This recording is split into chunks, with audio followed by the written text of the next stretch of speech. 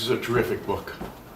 When Mark reached out to me about filling in for Denis, I was happy to do so, and he said, well, do you know what you would like to read? And I said, well, let me read the book first, and then I will tell you what I would like to read. And so I did that this week, and the difficulty was deciding what not to read. And as I would go through, I had a little piece of paper that I would jot down, okay, page 35, this sequence about this might be good, this might be good, this might be good. And I would go through all of them, and then when I finished the book, going back through and deciding what I could. The difficulty in part of that is some of the passages that you want to read, you just can't cut short. You can't put them in a 5 or 6 minute read because it's a little like Faulkner, it's the sentences, it's not that the sentences are so long, but they go on forever. For me, the book is not so much about what happens to Palmer and what, the events and the episodes and the things that go on. It is a lot like From Here to Eternity and sort of the ennui that goes into that life. The passages are so powerful. Just the descriptive power of this book is just great. So I hope you enjoy it as much as I did. Palmer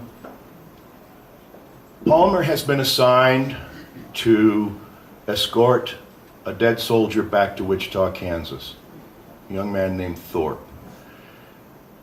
Palmer had not had a great relationship with Thorpe. Palmer doesn't have great relationships with many people, actually, but they're sort of strange relationships. He'd had a snub from Thorpe, as he thought, when they were doing some Army shit detail.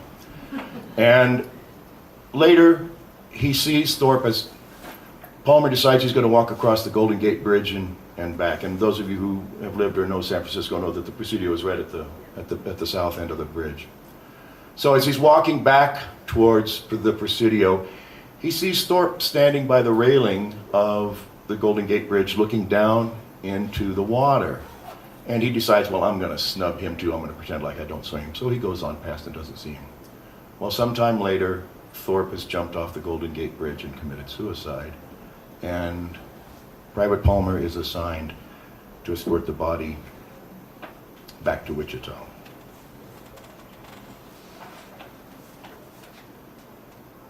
At 11 a.m. on Tuesday, he goes to the operations office and calls a cab to take him to San Francisco International Airport. Company D is quiet, as it has been ever since the news of Thorpe's suicide was officially passed along to the troops. The previous evening, there had been no shouting in the showers, no evening laughter and grab ass in the hallways. Nobody seems to have known Thorpe very well, not even the men in his squad.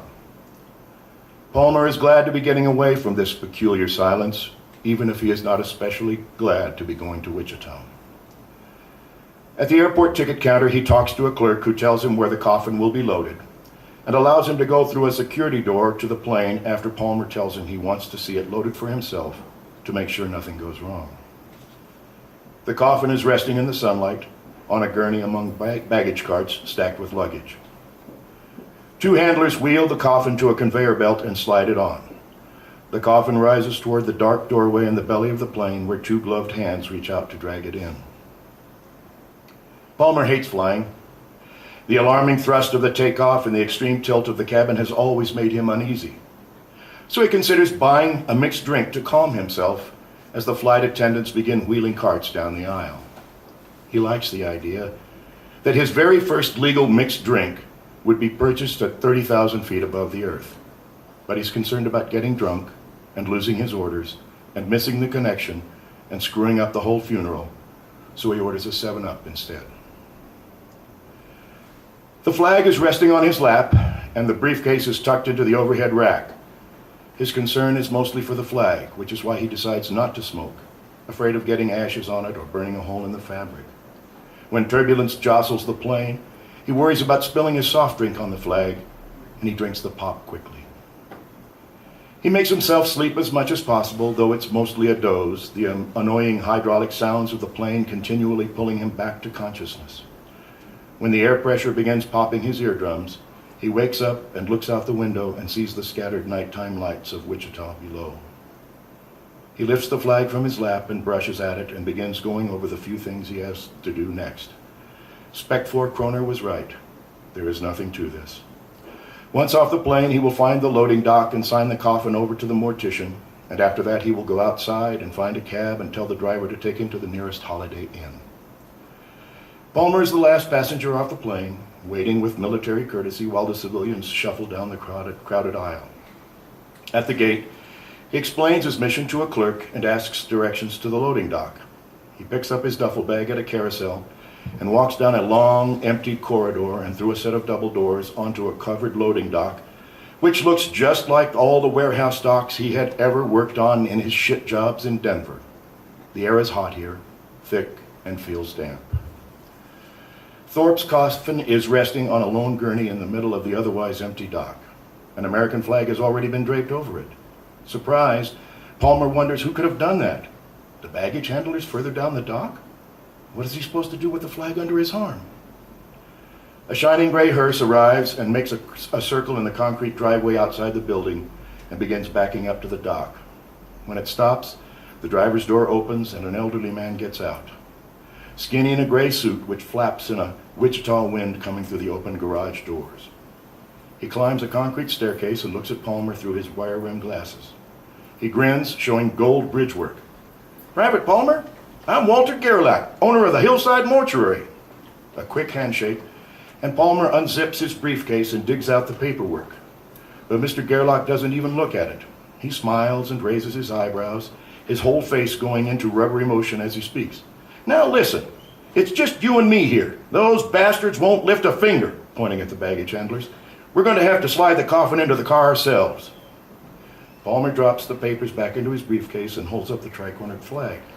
"I was told to drape this over the coffin as soon as I got here."